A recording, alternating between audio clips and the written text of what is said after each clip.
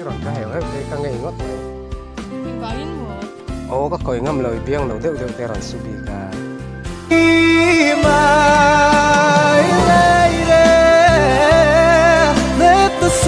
lại muốn đi nấu mấy tiền ô tiền lại muốn ai nấu cái gì im bù lồng thì sắc mel môi cái cha nó môi bị riêu dùng giam lần mình phân bị phiêu sắc mel môi tây biển là môi suy lung ý ơi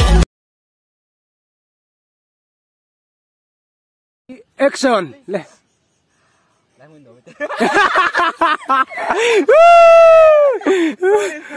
action lại muốn đi nấu mấy tiền action lại muốn nấu cái gì three action lên ô oh tiro two three action lên action gan ôm rồi lên em tin ngay ôm đó nó em lâu khá môi em han tin xin tệ khát đi đầu dâu hang keng rổ cái chiếc bể lọc khát thì thum li nga ruk seri riad tua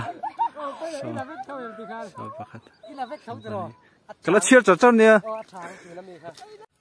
thì mới trồng đón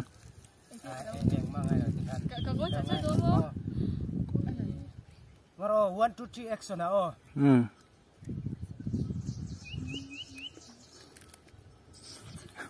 1 2 3 action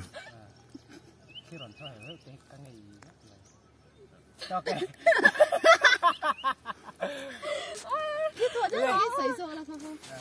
1 2 3 action lại muốn đi nấu mấy tiền